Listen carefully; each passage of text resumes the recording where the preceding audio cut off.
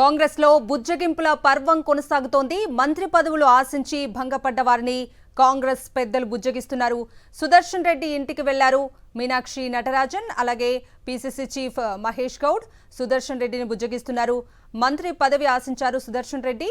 ప్రేమ్ సాగర్ రావు, రాజగోపాల్ రెడ్డితో మాట్లాడేందుకు కాంగ్రెస్ పెద్దలు యత్నిస్తున్నారు. అయితే ప్రేమ్ సాగర్ రావు, రాజగోపాల్ రెడ్డి అందుబాటులోకి రాలేదు. మంత్రి పదవి ఆశించి మల్రెడ్డి రంగారెడ్డి, రామ్మోహన్ రెడ్డి, బీర్లా ఐలయ్య భంగపడ్డారు.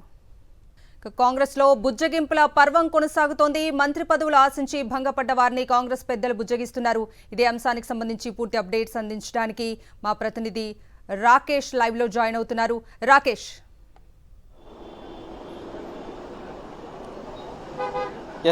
తెలంగాణ కాంగ్రెస్ బుజ్జగింపుల పర్వం మొదలుపెట్టింది. ఎవరైతే మంత్రి పదవి ఆశించి భంగపడ్డారో వారితో ఏఐసీసీ ముఖ్య నేతలు మాట్లాడుతున్నారు. రాష్ట్రానికి సంబంధించిన రాష్ట్ర ఇన్ఛార్జ్ మీనాక్షి నటరాజన్, అలాగే పీసీ చీఫ్, సీఎం సలహాదారు వేమిరెడ్డి రెడ్డి, ముగ్గురు నేతలు కూడా కొద్దిసేపటి క్రితమే జూబ్లీహిల్స్ నివాసంలో ఉన్న సుదర్శన్ రెడ్డి ఇంటికి వెళ్ళి బుజ్జగించారు. కాసేపు మాట్లాడిన తర్వాత ఏఐసీసీ నేతలతో కూడా ఫోన్లో మాట్లాడించినట్టుగా సమాచారం. మిగతా నేతలకు సంబంధించి చూస్తే ఆదిలాబాద్ ఉమ్మడి జిల్లా నుంచి ప్రేమ్ సాగర్ రావు కూడా తన ఖచ్చితంగా ఈసారి విస్తరణలో అవకాశం ఉంటుందంటూ కూడా చెప్పారు. కానీ లిస్టులో పేరు లేకపోవడంతో తీవ్ర అసంతృప్తిగా ఉన్నట్టుగా సమాచారం. ఆయనతో కూడా మాట్లాడేందుకు ఫోన్ లైన్లో ప్రయత్నిస్తున్నారు. ప్రస్తుతం ఆయన అందుబాటులోకి రాకపోవడంతో సాయంత్రం లేదా రేపు ఉదయం వెళ్ళి ప్రేమ్ సాగర్ రావుతో మాట్లాడే అవకాశం ఉంది. ఇక హైదరాబాద్లో ఉన్న రాజగోపాల్ రెడ్డి కూడా ఫోన్ లైన్లోకి అందుబాటులోకి రావట్లేదని సమాచారం. ఖచ్చితంగా తనకు మంత్రి పదవి వస్తుంది, పార్టీలో చేరే సమయంలో తనకు హామీ ఇచ్చారు కాబట్టి ఖచ్చితంగా మంత్రి పదవి వస్తుందని కూడా రాజగోపాల్ రెడ్డి భావించారు. ఆయన పేరు కూడా లేకపోవడంతో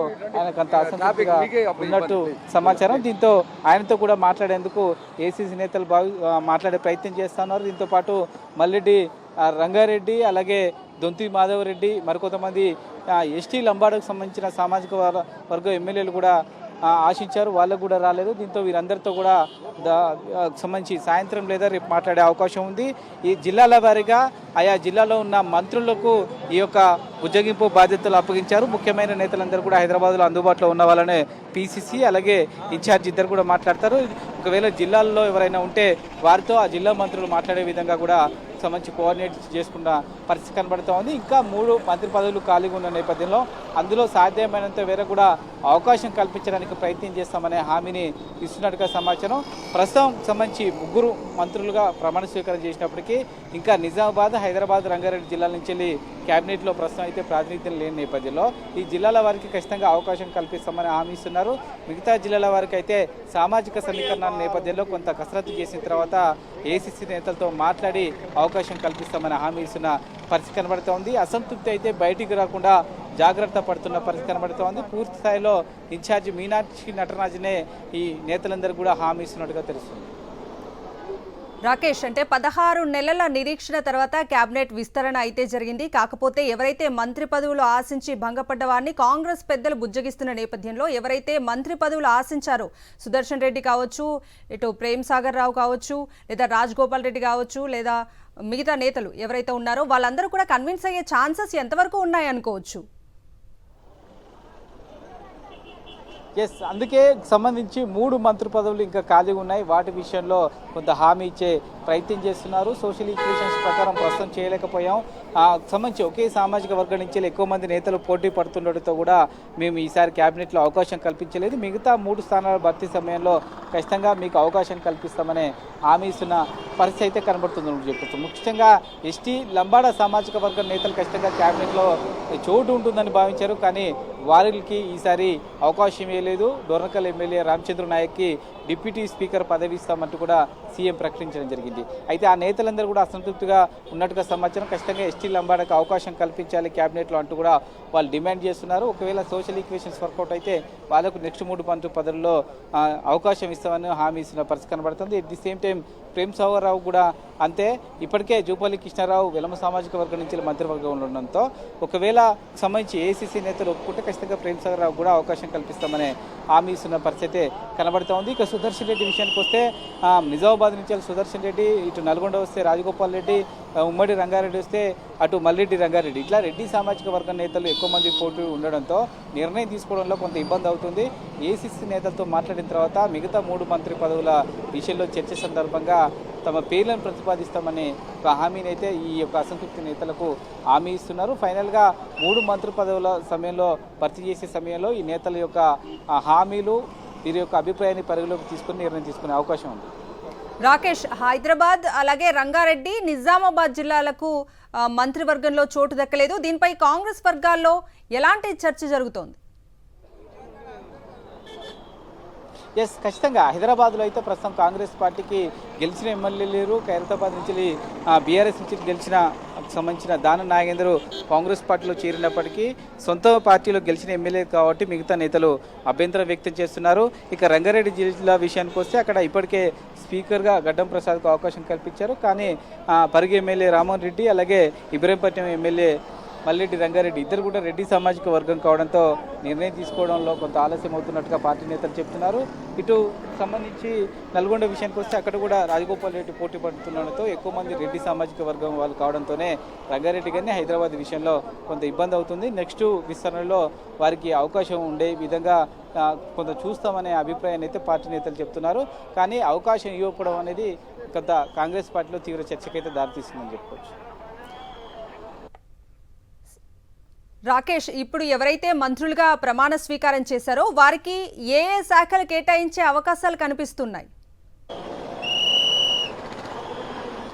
ప్రస్తుతం సీఎం దగ్గర మొత్తం 16 శాఖలు ఉన్నాయి. అందులో ప్రధానంగా చెప్పుకోవాల్సింది హోము, అలాగే ఎడ్యుకేషను, దీంతోపాటు కార్మిక శాఖ సంబంధించి ఎంఏయుడి మున్సిపల్కి సంబంధించిన శాఖలు, ఇలా ప్రధానమైన శాఖలన్నీ కూడా దాదాపుగా సీఎం దగ్గర ఉన్నాయి.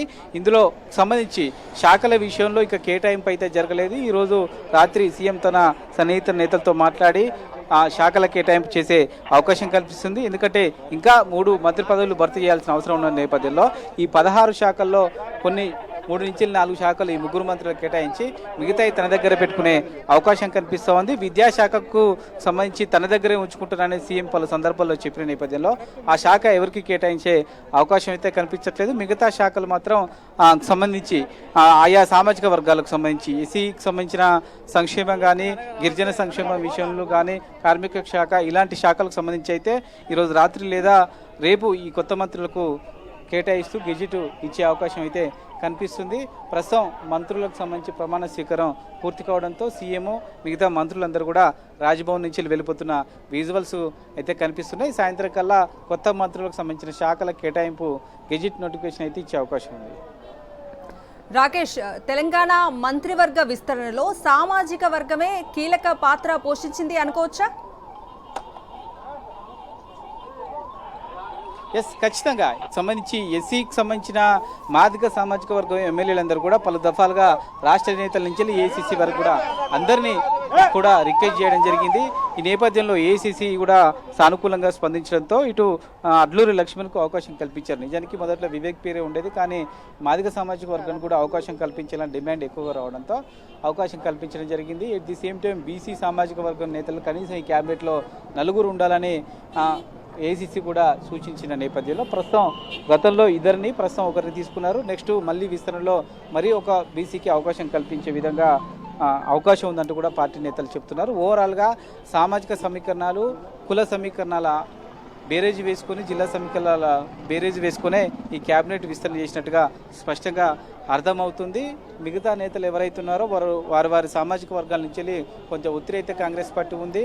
1-2 రోజుల్లో ఆ పార్టీ నేతలతో కూడా సంబంధించి ఆయా సామాజిక వర్గాల వారిగా పీసీ చీఫ్ ఇన్ఛార్జి మాట్లాడే అవకాశం కనిపిస్తుంది. కొత్తగా ఎవరైతే మంత్రులుగా ప్రమాణ స్వీకారం చేశారో వారికి ముఖ్యమంత్రి వద్ద ఉన్న శాఖలు కేటాయించే అవకాశం ఉంది అనుకోవచ్చా, లేదా పాత మంత్రుల శాఖల్లో కూడా ఏమైనా చేంజెస్ చేసి ఇచ్చే అవకాశం ఉంది అనుకోవచ్చా రాకేష్? ప్రస్తుతానికైతే అలాంటి పరిస్థితి కనిపించట్లేదు. ప్రస్తుతం సీఎం దగ్గర ఎక్కువ శాఖలు ఉన్నాయి కాబట్టి అవి కేటాయించే అవకాశం ఉంది. పూర్తి స్థాయి క్యాబినెట్ మిగతా 3 మంత్రి పదవులు కూడా భర్తీ చేసిన సమయంలో కొంత షఫ్లింగ్ చేసే అవకాశం ఉన్నట్టుగా సంబంధించిన ప్రభుత్వ వర్గాలు చెప్తా ఉన్నాయి. సీఎం తన దగ్గర ఉన్న 16 శాఖల నుంచి కొన్ని శాఖలు కొత్త మంత్రులకు కేటాయించబోతున్నారనే మనకున్న ప్రాథమిక సమాచారం. దాన్ని దృష్టిలో పెట్టుకునే సంబంధించి సాయంత్రం శాఖల కేటాయింపు జరిగే అవకాశం కనిపిస్తుంది. ప్రస్తుతం సంబంధించి శాఖల కేటాయింపు పైన అయితే కొంచెం చర్చ జరుగుతుంది. రెండోది సంబంధించి ముగ్గురు కొత్త మంత్రులు వారికి ఏ శాఖల మీద పట్టుంది, ఏ వర్గాల మీద పట్టుంది అనేది కొంత సీఎం తెలుసుకున్న తర్వాతనే శాఖల కేటాయింపు చేసే అవకాశం కల్పిస్తుంది. ఎందుకంటే వారికి పట్టున్న శాఖలు కనుక సబ్జెక్టు మీద కనుక శాఖలు కేటాయిస్తే కొంత ఎక్కువగా పనిచేయడానికి, ఈజీగా పనిచేయడానికి అవకాశం ఉంటుందనే అభిప్రాయం పార్టీ నేతలు ఉంది. కాబట్టి వారికి ఏ సబ్జెక్టులు అయితే ఎక్కువగా పట్టుందో ఆయా శాఖలకు కేటాయింపు చేయడానికి అవకాశం ఎక్కువగా ఉంటుంది. Right Rakesh, thank you.